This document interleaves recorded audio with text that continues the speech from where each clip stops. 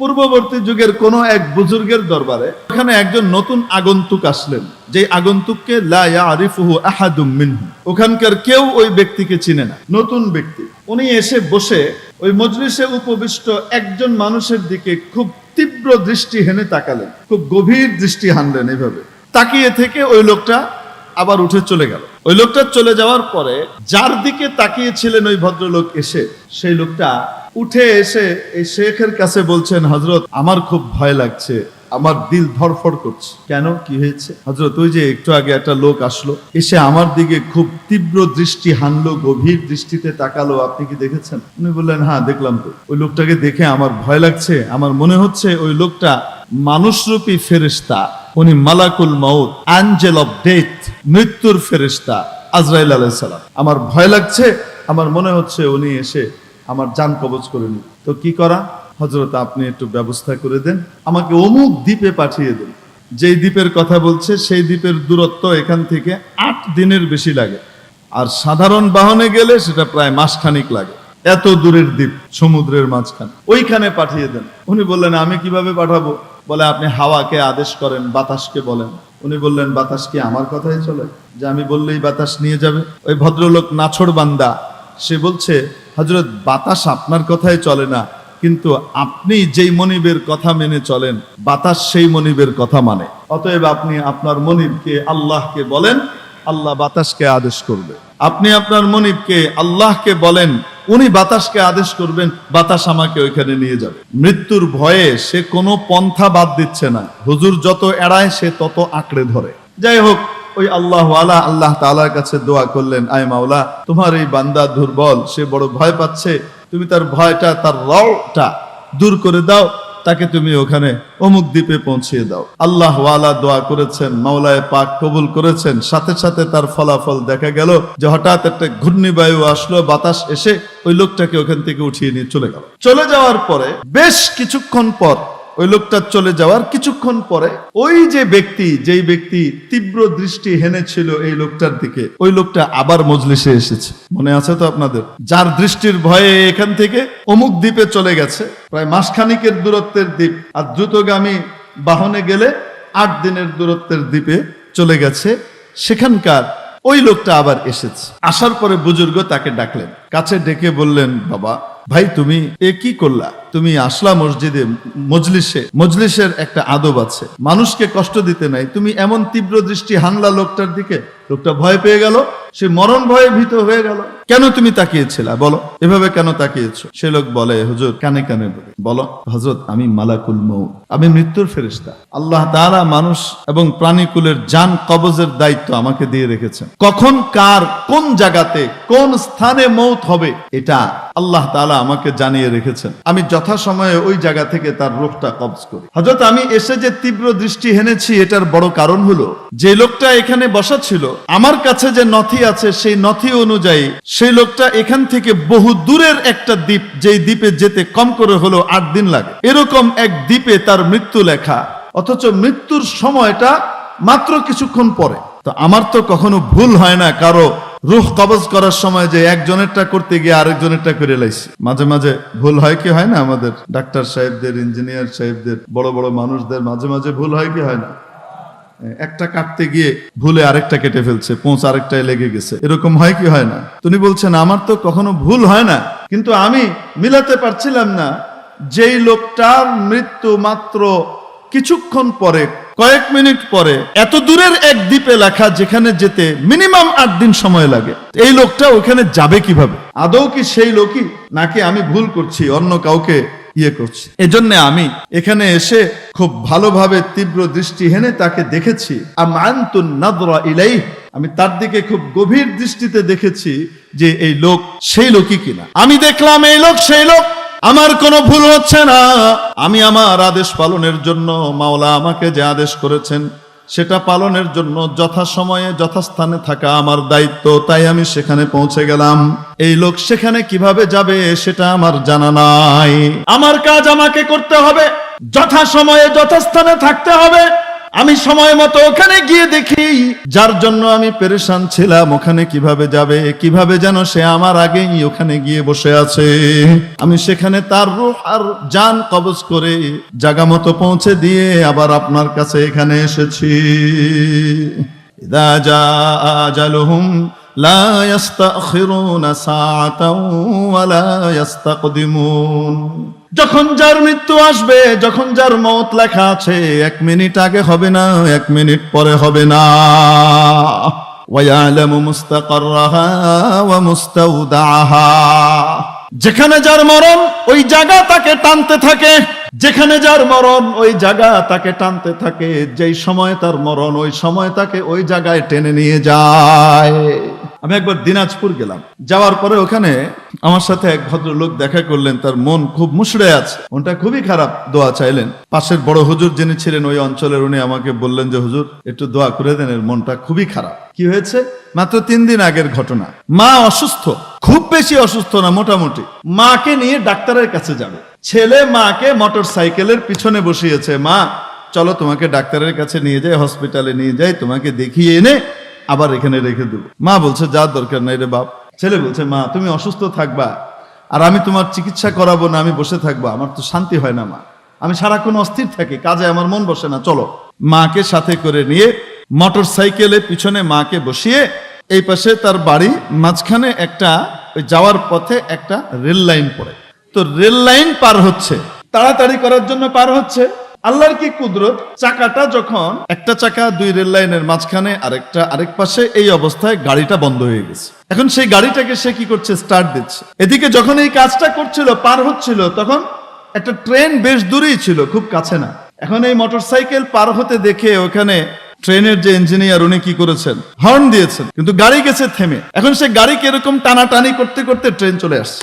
Train আর থামাতে পারেনি, break করার হাজার চেষ্টা করার পরও বাড়ি খেয়ে মা ছিটকে পড়েছে রেল লাইনে, সে ছিটকে পড়েছে। ওই পাশে মার উপর দিয়ে ট্রেন চলে গেছে। তার চোখের সামনে মার মৃত্যু, এই বিভৎস ভয়ঙ্কর দৃশ্য, এটা দেখার পরে সে অপ্রকৃতিস্থ হয়ে গেছে। এটা খুবই স্বাভাবিক, অপ্রকৃতিস্থ হয়ে যাওয়াটা খুবই স্বাভাবিক। মাতৃপ্রাণ একটা ছেলে যে তার মার খেদমত করার জন্য কাজকর্ম বাদ দিয়ে মাকে নিয়ে হসপিটালে যাবে, মাকে একটু শান্তি দিবে, সেই ছেলের চোখের সামনে যদি তার কারণে তার মা দুনিয়া থেকে চলে গেল, এটা দেখতে হয়, তাহলে তার জন্য এটা কি সাধারণ আঘাত না, অনেক বড় আঘাত। এরপর থেকে ছেলেটা হুজুর আর কথা বলতে পারছে না। আজকে হালকা হালকা কথা বলছে, আপনার কাছে নিয়ে এসেছে, একটু দোয়া করেন। এই ঘটনাটা শোনার পরে আমি তার জন্য কি দোয়া করব? আমারই ভেতরগত অবস্থা এতটা খারাপ হয়ে গেছে যে আমি ওই বিভৎস দৃশ্য বারবার আমার চোখের সামনে কল্পনার মধ্যে ভেসে উঠছে। কেমন হয়েছে? তো মেরে মোহতারাম দোস্ত আজিজও, বাড়িতে যখন ছিল তখন তো অসুস্থ ছিল, সুস্থতার বাহানায় ওখান থেকে নিয়ে আসা হলো, সুস্থতার জন্য ওখান থেকে নিয়ে আসা হলো। এই সুস্থতার হয় নাই, জায়গা মতো তার মরণ হয়ে গেছে, মৃত্যু হয়ে গেছে। মানুষের মরণ এবং তার রিজিক, মানুষের কবরের মাটি এবং তার রিজিক তাকে তালাশ করতে থাকে। যখন যার যেখানে মরণ লেখা আছে সেখানে তাকে পৌঁছানো লাগে, রিজিক তাকে তালাশ করে। এই দুটো জিনিস এখানে একসাথে আল্লাহ তাআলা বলে দিয়েছেন। ওয়া ইয়ালামু মুস্তাকাররাহা ওয়া মুস্তাওদাআহা। কোথায় সে অবস্থান করে সেই অবস্থানস্থল তিনি জানেন, মৃত্যুর পরেও তাকে কোথায় রাখা হবে সেটাও তিনি জানেন। दो चीज आदमी रा कशद जोर जोर, दो चीज आदमी रा कशद जोर जोर, ये के आबदाना दिगर खाके गो। हजरत मुस्लिउद्दीन शिराजी रहमतुल्लाह आलैहि, হযরত শেখ সাদি রাহমাতুল্লাহ আলাইহি বলেন, দুটো জিনিস মানুষকে অতি জোরালো ভাবে আকর্ষণ করতে থাকে, টানতে থাকে। একটা হলো তার দানা পানি, যেখানে তার দানা পানি লেখা আছে সেখানে যথাসময়ে তাকে যাওয়াই লাগবে। 2 নম্বর হলো তার কবরের মাটি, কখন কার ডাক আসবে আমরা জানি? আসতে বলেন। তাহলে বলেন তো দেখি, আসল জীবন কোনটা, এটা না ওইটা? আসল জীবন কোনটা? এখানকার যে জীবন, এটা কি স্থায়ী জীবন না অস্থায়ী জীবন? নিশ্চয়তার জীবন না অনিশ্চয়তার জীবন? কখনকার ডাক আসবে বলা যায় না, যে কোনো সময় ডাক আসতে পারে। তাহলে নিশ্চয়তা আছে? 1 মিনিটের নাই ভরসা। আমরা ছোটবেলায় এক ঘটনা শুনেছিলাম, একটা নাকি গান ছিল 1 মিনিটের নাই ভরসা। এটা গাবার জন্য একজন শিল্পী নাকি সকলের সামনে উঠে এটা গাইতে গিয়েছেন। 1 মিনিটের নাই ভরসা, গানটা মৃত্যু সংক্রান্ত, মৃত্যু নিয়ে লেখা। আল্লাহর কি কুদরত, যিনি গানটা গাইতে উঠেছেন তিনি এই পংক্তিটা গেয়েছেন, তারপরে ওখানেই আছড়ে পড়ে ওখানেই মারা গেছেন। 1 মিনিট যায় নাই। কথাটা অবাস্তব না বাস্তব? 1 মিনিটের ভরসা নাই। অথচ যেটার কোনো ভরসা নাই সেটার জন্য কত রকমের প্ল্যান, প্রোগ্রাম, পরিকল্পনা আমরা একের পর এক করে যাচ্ছে। কত ফিকির, কত মেহনত, কত চেষ্টা, কত শ্রম দিচ্ছি, অথচ যে জন্য শ্রম দিচ্ছি সেই বিষয়টা অর্জন করতে পারবো এটার কোনো নিশ্চয়তা নাই। হযরত ইমাম খলিল ইবনে আহমদ রহমতুল্লাহ আলাইহি বিখ্যাত বুজুর্গ তাবেঈ ছিলেন। খলিল ইবনে আহমদ সিবওয়াইয়ের উস্তাদ আবুল আসওয়াদ দুয়ালি রহমতুল্লাহ আলাইহির শাগরিদ। উনি এক আজীব কথা বলেছেন, ওয়াকাম মিন দাওয়াল মারিদাত তাবিবু ফাআশাল মারিদু ওয়া মাতাত তাবিবু। রোগী মৃত প্রায়, মৃত্যু মুখে পতিত, যে কোনো সময় সে মারা যেতে পারে। মৃত্যুর হাত থেকে বাহ্যিকভাবে তাকে নতুন জীবন দান করেন ডাক্তার সাহেব। নতুন জীবন বাহ্যিকভাবে, আসলে জীবন কে দেন? বাহ্যিকভাবে দেখা যায় ডাক্তার সাহেবের সেবা শুশ্রূষা এবং চিকিৎসার কারণে মৃত প্রায় লোকটা নতুন ভাবে জীবন ফিরে পেয়েছে, ঠিক কিনা? উনি বলেন, দেখো কত এমন ঘটনা ঘটলো, রোগীর চিকিৎসা করে মরণোন্মুখ, রোগীর চিকিৎসা করে তাকে নতুন জীবন দিলেন ডাক্তার সাহেব। যিনি জীবন দিলেন তিনি মরে গেলেন, চলে গেলেন, আর ওই রোগী বেঁচে রইলেন। ফাকুন মুস্তাইদ্দান লিদারিল ফানাই ফাইন্নাল্লাযী হুয়া আতিন করিবু। অতএব এই নশ্বর জগৎ থেকে যাবার জন্য, আসল জীবনে পাড়ি জমানোর জন্য, ওখানকার পাথেয় সংগ্রহ করার জন্য সব সময় তুমি প্রস্তুত থেকো। ও গাফেল, ও অসতর্ক, তোমার অসতর্কতার সাথে যেন তোমার মৃত্যুটা এখানে চলে না আসে। এমন অবস্থায় তুমি তোমার আসল জীবনে পাড়ি জমালা যখন তুমি অসতর্ক, ওখানকার জন্য কোনো প্রস্তুতি নাও নাই। ফাকুন মুস্তাইদ্দান লিদারিল ফানাই ফাইন্নাল্লাযী হুয়া আতিন করিবু। কারণ এই জীবন বড় ক্ষণস্থায়ী, তোমার মৃত্যু আর আসল জীবন যেটা তোমার কাছে আসছে ওটা অতি নিকটে, অতি নিকটে, অতি নিকটে, যে কোনো সময় চলে আসতে পারে। বলছিলাম, বলেন তো দেখি আসল জীবন কোনটা, এটা না ওইটা? আসল জীবন কোনটা, চিরস্থায়ী জীবন কোনটা?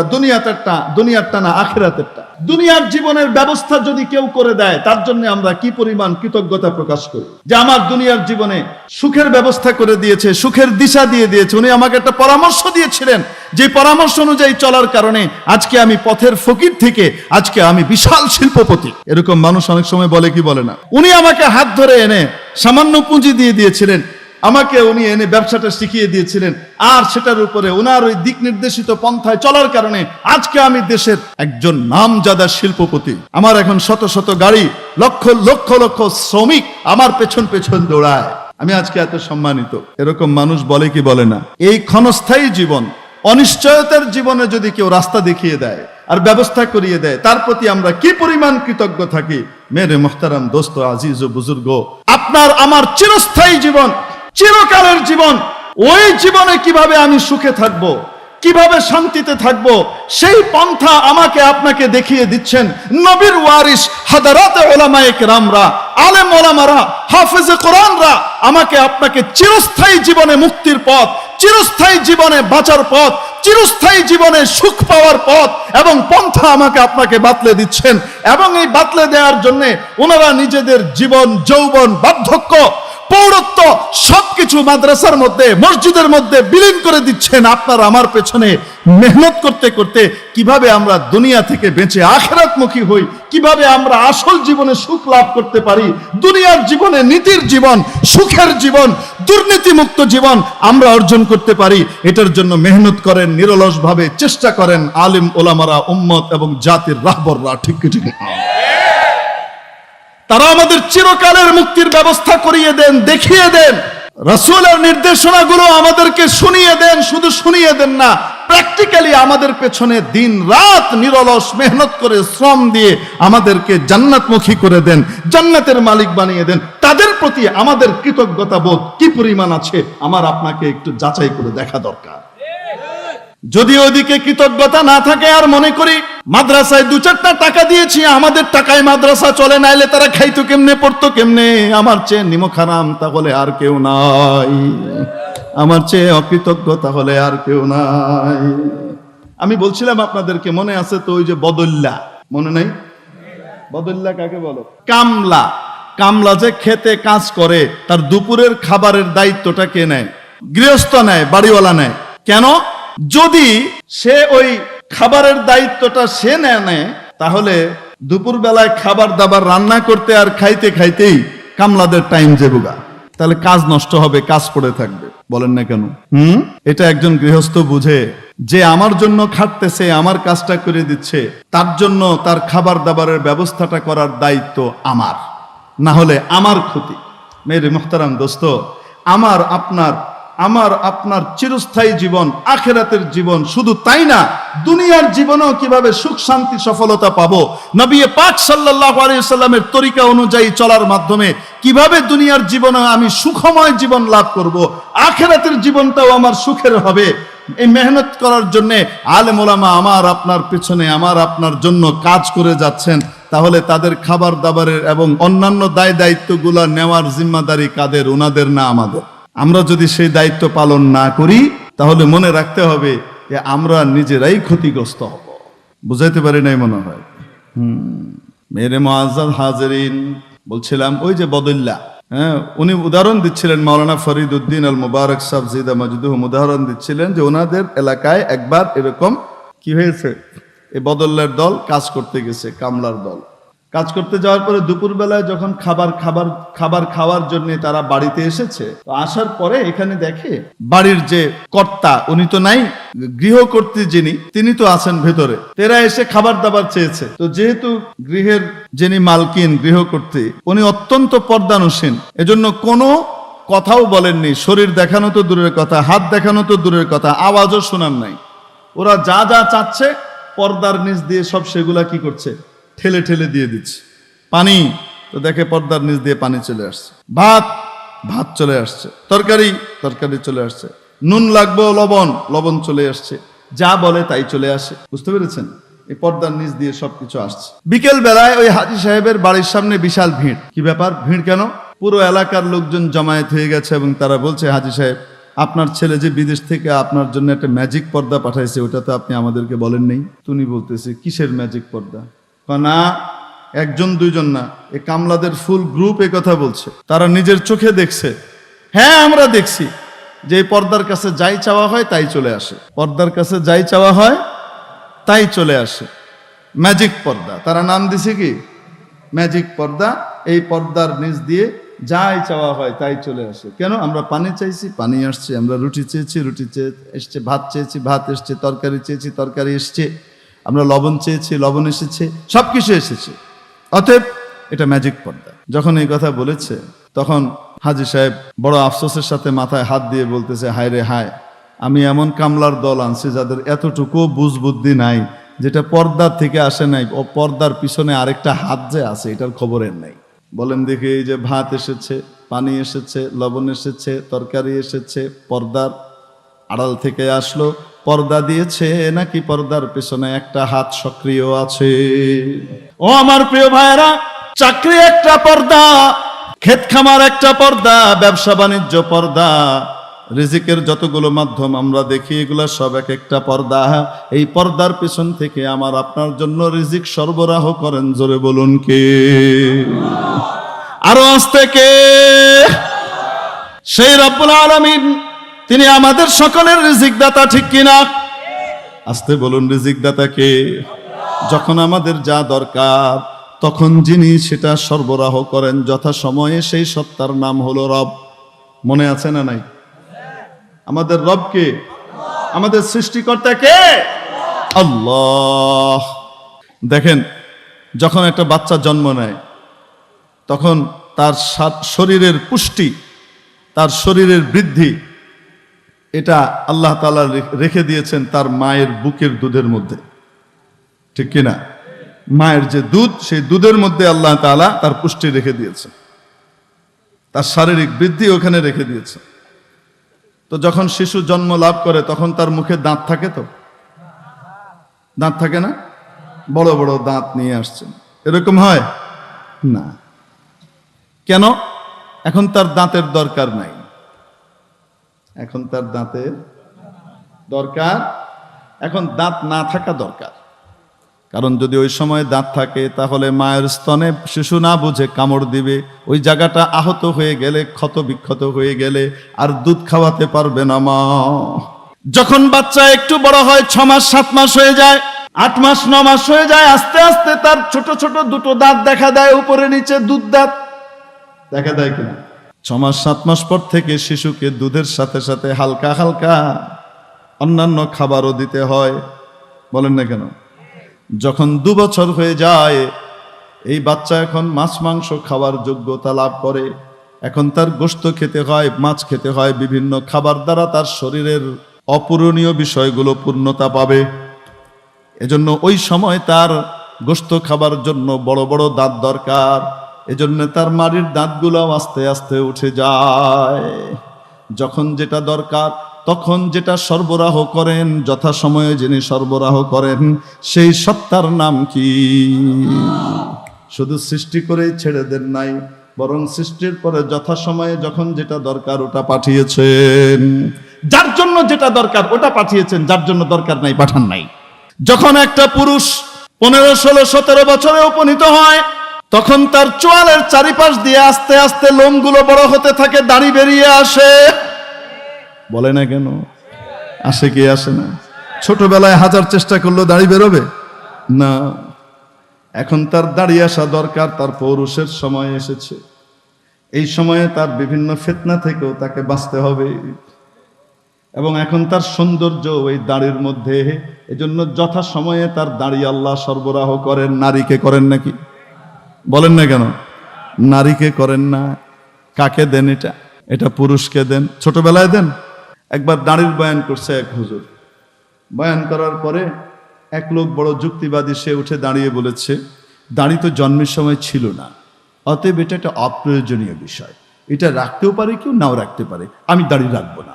দাড়ি তো আর জন্মের সময় ছিল না, যেটা ছিল না ওটা কেন থাকবে? তো এই কথা বলার পরে হুজুর বড় আলেম ছিলেন এবং কর্তৃত্ব পরায়ণ মানুষ ছিলেন, উনি বললেন, এক কাজ করো, এই একটা হাতুড়ি নিয়ে আসো। তো সবাই জিজ্ঞেস করে, কি ব্যাপার, হাতুড়ি কেন আনতে বলতেছে হুজুর? হুজুর বলতেছে, জন্মের সময় দাঁতটাও তো ছিল না, এই জন্য দাঁতগুলো আগে ফেলি, তারপরে দাড়ি ফেলিস। মেরে মুআজ্জাজ হাজিরিন, বলেন তো দেখি, দাড়ি পুরুষের গৌরব, দাড়ি পুরুষের সৌন্দর্য।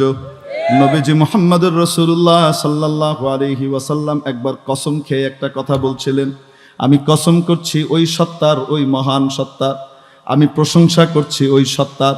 প্রশংসা করছিলেন রাসূল, প্রশংসা করছিলেন, আলহামদুলিল্লাহিল্লাযী, আমি প্রশংসা করছি ওই মহান সত্তার, যিনি যায়্যানার রিজালা বিল্লুহা, যিনি পুরুষকে সৌন্দর্য দিয়েছেন দাড়ির মাধ্যমে, আর নারীকে সৌন্দর্য দিয়েছেন চুলের মাধ্যমে।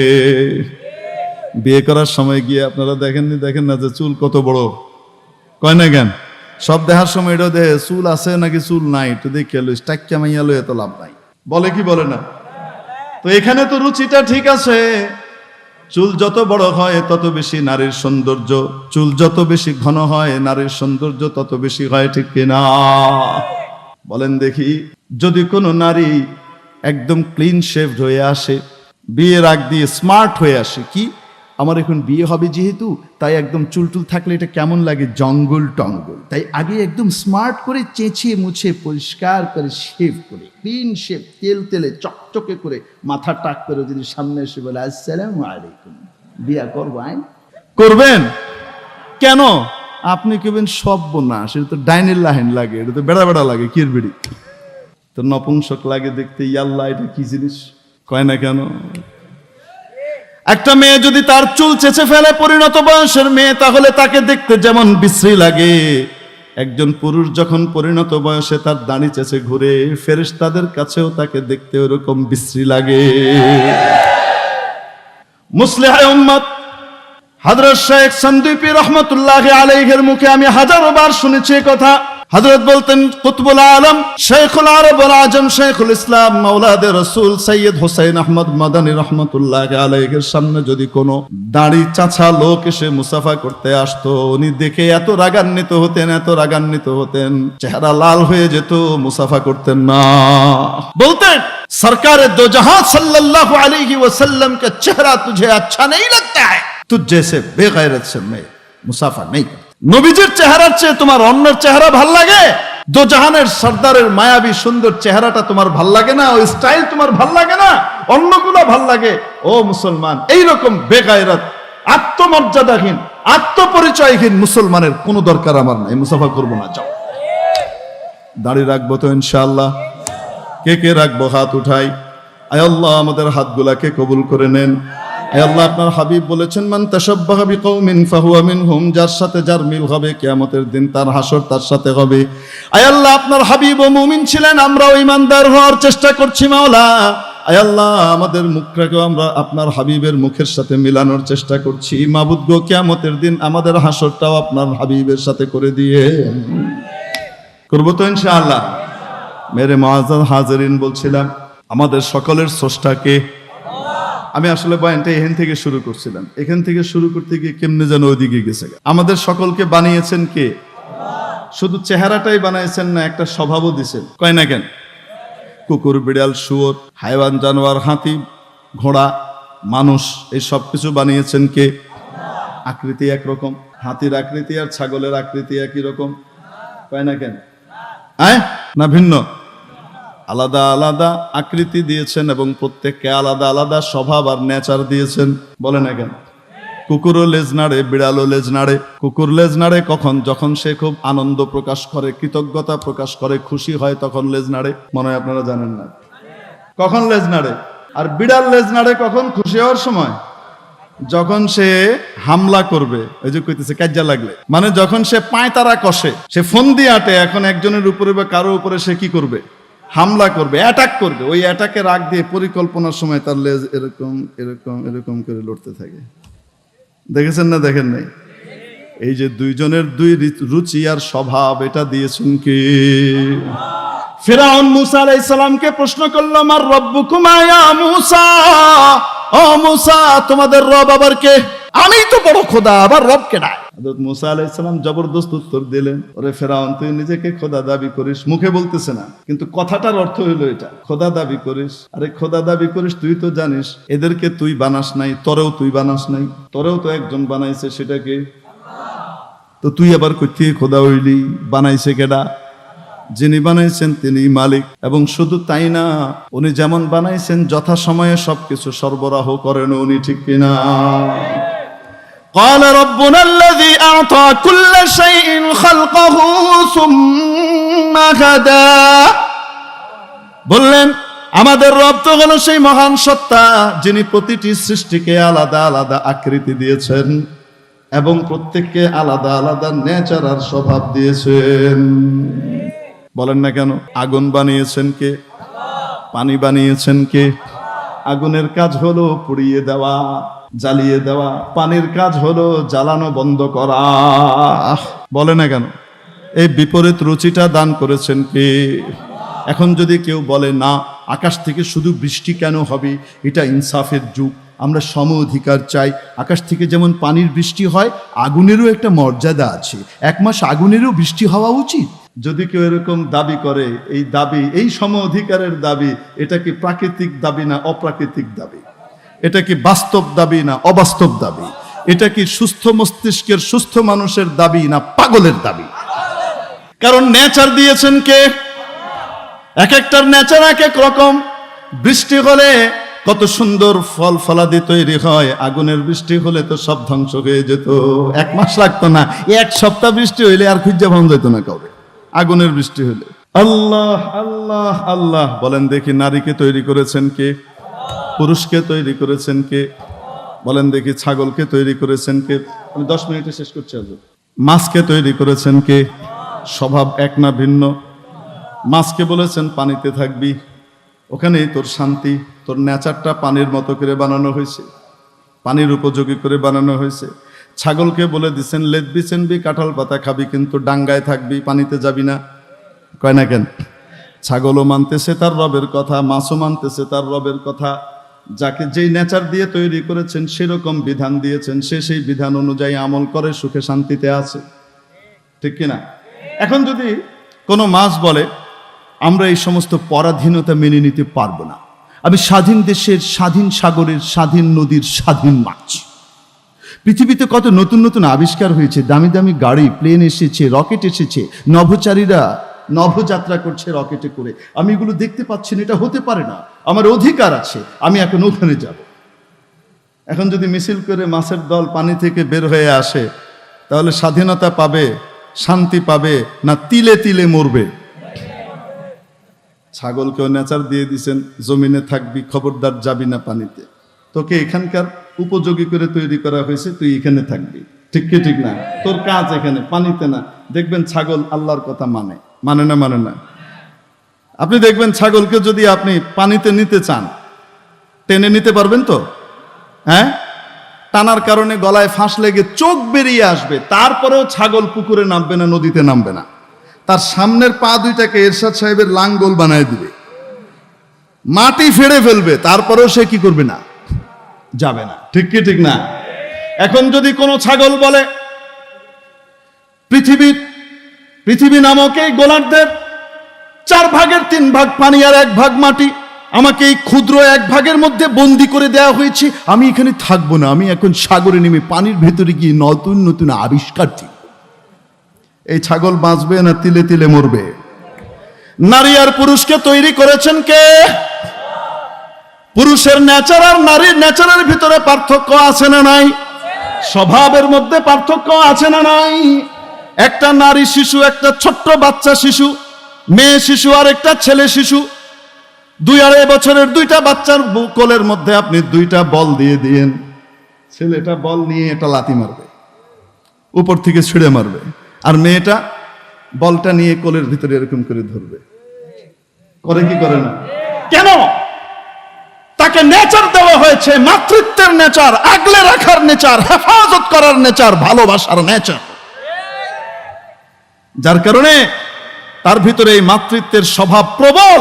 তাই একটা বল যেটা ছুঁড়ে মারার মতো, তাও সে ছুঁড়ে মারতে পারে না, সেটাকে সে কোলে তুলে রাখে।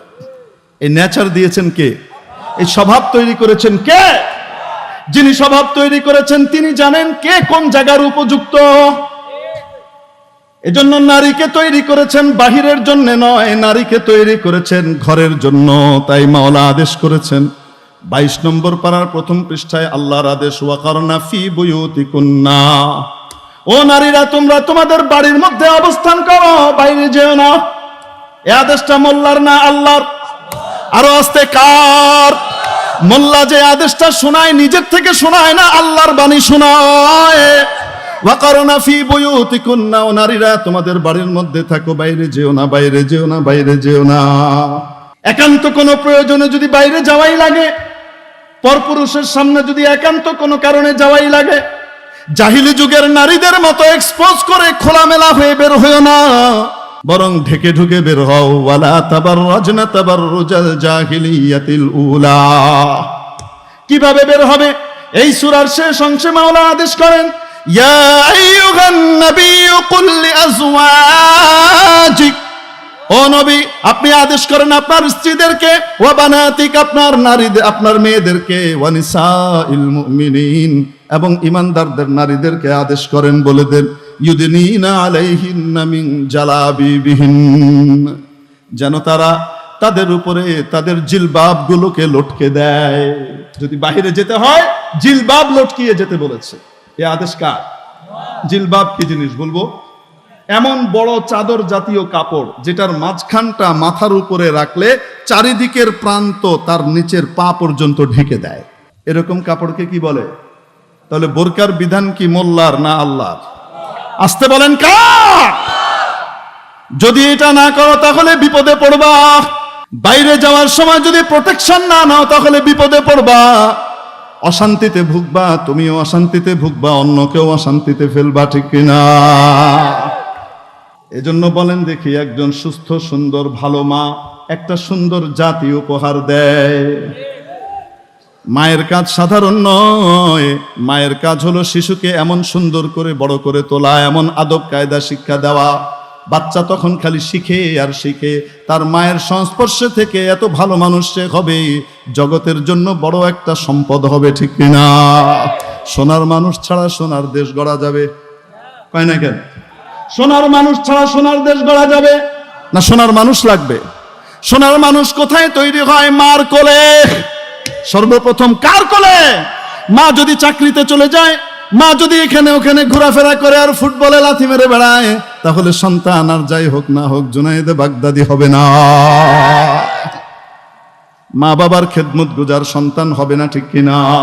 হযরত বাইজিদ ছোট্ট এক বাচ্চা, মাদ্রাসার মক্তবে আসা যাওয়া করে, পড়ে। এই 5-6 বছরের একটা বালক মাদ্রাসায় পড়ে, ঈমান আমলের কথা শিখে, আল্লাহর কথা শিখে, মা বাবার খেদমতের কথা শিখে মাদ্রাসায়। বাড়িতে আসছে, মা অসুস্থ। রাতের বেলায় হঠাৎ পানি চেয়েছেন, বাইজিদ একটু পানি দাও। বাইজিদ দৌড় দিয়ে গিয়ে পানি নিয়ে আসছেন, মাকে দিবেন। বাইজিদ মাথার পাশে দাঁড়িয়ে আছেন, সারা রাত দাঁড়িয়ে আছেন, মাকে জাগায় না। যদি জাগায় মায়ের কষ্ট হতে পারে আর ঘুম নাও আসতে পারে। আর যদি আমি পানি রেখে বসে যাই, মার ঘুম ভেঙে যদি পানি চান, হয়তো আমি তখন ঘুমিয়ে যাব, মার কষ্ট হতে পারে, যথাসময়ে পানি দেওয়া যাবে না, বসে থাকলে ঘুম এসে যাবে। তাই মায়ের শিয়রের কাছে এই ছোট্ট বালকটা দাঁড়িয়ে দাঁড়িয়ে সারা রাত পার করে দিয়েছে, হাতে পানির গ্লাস।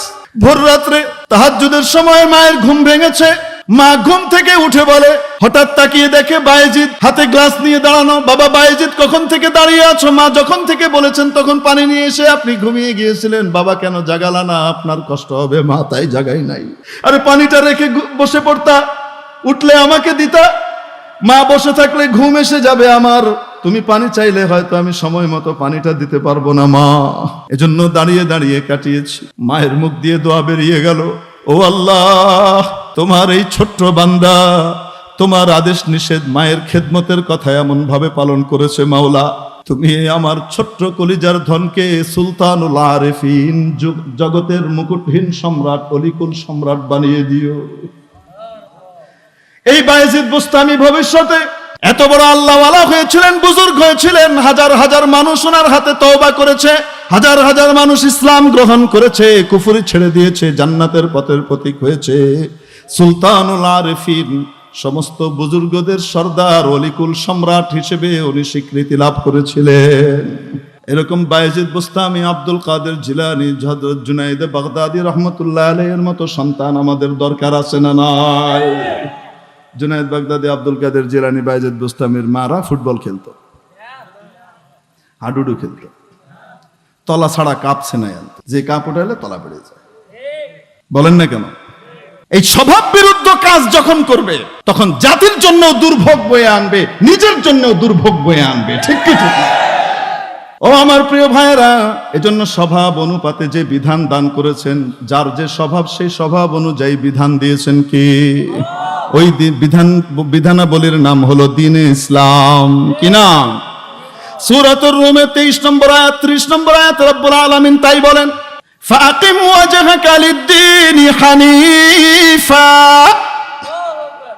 ও নবী, আপনি আপনাকে স্থির রাখেন, অবিচল রাখেন, যে দিন আমি অবতীর্ণ করেছি এই দিন ইসলামের উপর ডানে বামে তাকানোর দরকার নাই।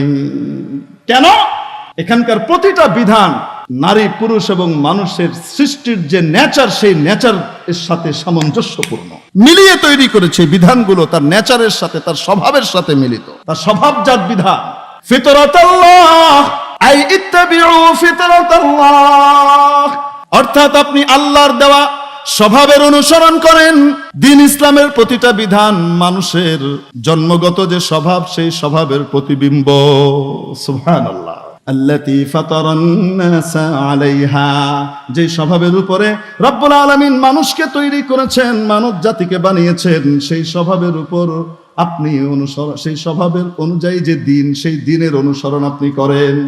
স্বভাবের অনুসরণ, যদি ইসলামের অনুসরণ করেন তাহলে স্বভাবের অনুসরণ করবেন। স্বভাব, এই স্বভাব কে দিয়েছেন? নেচার কে দিয়েছেন? এটার বিপরীত গেলেই তিলে তিলে মরা লাগবে, কষ্ট পাওয়া লাগবে, আরামের বিরাট অট্টালিকার ভিতরে থাকার পরেও সুখ নাই, আছে না নাই? আর যদি নাকি আল্লাহর দিন মেনে চলে, মাথার উপরে চাল নাই, বাড়িতে খাবার রান্না করার চুলা নাই, তারপরেও মনের মধ্যে সুখ আর শান্তি। সুবহানাল্লাহ। ফিতরাতাল্লাহিল্লাতী ফাতারান নাস আলাইহা লা তাবদীলা লিখালকিল্লাহ। আল্লাহর সৃষ্টির মধ্যে কোনো পরিবর্তন আসবে না। তুমি যদি আল্লাহর সৃষ্টির নেচারকে চেঞ্জ করে দিতে চাও, নষ্ট করে দিতে চাও, বদলিয়ে দিতে চাও, আগুন কখনো পানি হবে না, পানি কখনো আগুন হবে না। দুটো ভিন্ন, নেগেটিভ পজিটিভ হবে না, পজিটিভ নেগেটিভ হবে না। যেটাকে যেভাবে বানিয়েছেন মাওলা সেভাবেই থাকবে। অতএব নারী চাইলেই পুরুষ হয়ে যেতে পারবে না, আর পুরুষ চাইলেই দাড়ি চাইছে নারী হইতে পারবে না। লা তাবদীলা লিখালকিল্লাহ যালিকা দ্বীনুল কাইয়্যিম। এটাই হলো প্রতিষ্ঠিত এবং সোজা সাপটা দিন, বিধান। কিন্তু অধিকাংশ মানুষ তা জানি না। ইসলামের বিধানগুলা যে স্বভাবজাত বিধান, এটা অধিকাংশ মানুষ জানেই না। আল্লাহ বলেন জানি না অধিকাংশ মানুষ, যেটা স্বভাবের সাথে সামঞ্জস্যশীল করে বিধান নাযিল করেছেন কে? এজন্য অন্য ধর্মের সাথে ইসলামের কোনো তুলনা চলবে? অন্যগুলো মানব সৃষ্ট, আর এটা শুধু আল্লাহর দেওয়া। ঠিক কি ঠিক না? এজন্য আল্লাহ যেটা দিয়েছেন সেটা নেচার অনুযায়ী দিয়েছেন, আর অন্যগুলার ভিতরে নেচার বহির্ভূত জিনিসগুলো ঢুকে গেছে। অতএব একটার সাথে আরেকটার কোনো তুলনাই চলবে না। বলেন দেখি, এই নেচারের শিক্ষা, মানুষের স্বভাবজাত এই বিধানের শিক্ষা স্বভাবের ভিতরে যখন থাকে, মানুষ সুখে থাকে, শান্তিতে থাকে। এই শান্তির জিনিসগুলো শেখানো হয় স্কুল, কলেজ, ভার্সিটিতে না মাদ্রাসায়? আসতে বলুন, কোথায়?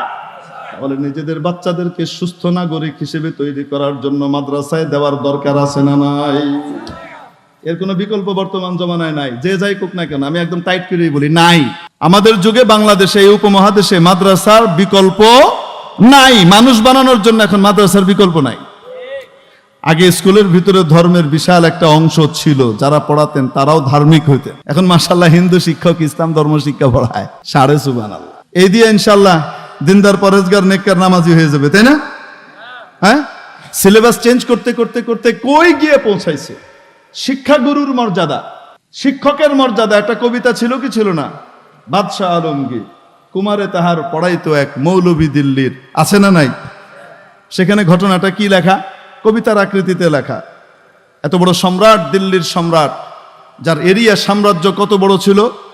বাংলাদেশ, ভারত, পাকিস্তান, ভুটান, নেপাল, মালদ্বীপ, আফগানিস্তান, বার্মা, এই সবটুকু ছিল মুঘল সাম্রাজ্যের অধীনে। এত বড় সম্রাট ছেলেকে পড়তে দিয়েছেন এক মাওলানা সাহেবের কাছে। একদিন গিয়েছেন, হঠাৎ না জানিয়ে যে দেখেন ওস্তাদজি অজু করছে আর শাহজাদা খেদমত করছে। শাহজাদাকে দিয়ে অজুর পানি ঢালাচ্ছেন, শাহজাদা পানি ঢালছে আর হুজুর পা ধুচ্ছেন। বাদশাহ দেখে কিছু বলেননি, চলে এসছেন। একটু পরে খবর দিয়েছেন হুজুরকে, ওস্তাদজিকে সংবাদ দাও। ওস্তাদজি মনে করলেন আজকে মনে হয় কল্লা যায়। সম্রাটের ছেলেকে দিয়ে ঠ্যাং ধোয়াইছি, পানি ঢালাইছি, আজকে গেছে আমার কল্লা। হঠাৎ চিন্তা করলেন, বাদশাহ বাদশাহ হতে পারে, তার ছেলে ছেলে হতে পারে, কিন্তু আমি শিক্ষক, শিক্ষকের মর্যাদা সকলের উপরে। শিক্ষক মানুষ বানায়, অতএব আমার যেটা করণীয় সেটা আমি করেছি, কল্লা গেলে যাবে, আমি মাথা নোয়াবো না। এই চিন্তা করে মাওলানা সাহেব বাদশার দরবারে গিয়ে পৌঁছেছেন।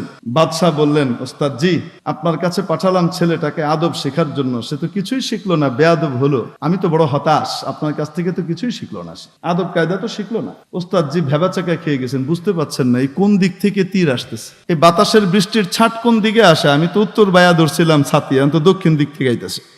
এটা কি কয় বুঝতেছি না তো, একটু খুলে বলুন। বললো আমি দেখলাম আমার ছেলে, আপনি অজু করছেন, সে পানি ঢালছে, আর আপনি আপনার হাত দিয়ে নিজের পা ডলে ধুচ্ছেন। ওস্তাদজি আমি বড় খুশি হতাম যদি দেখতাম আমার ছেলেটা এক হাতে পানি ঢালে, আরেক হাতে তার শিক্ষা গুরুর পায়ের ময়লা ডলে ডলে পরিষ্কার করে দেয়। এটা যদি দেখতাম তাহলে খুশি হতাম। এই আদব এখনো কওমি মাদ্রাসায় আছে, স্কুল কলেজ ভার্সিটিতে আছে তো মাশাআল্লাহ।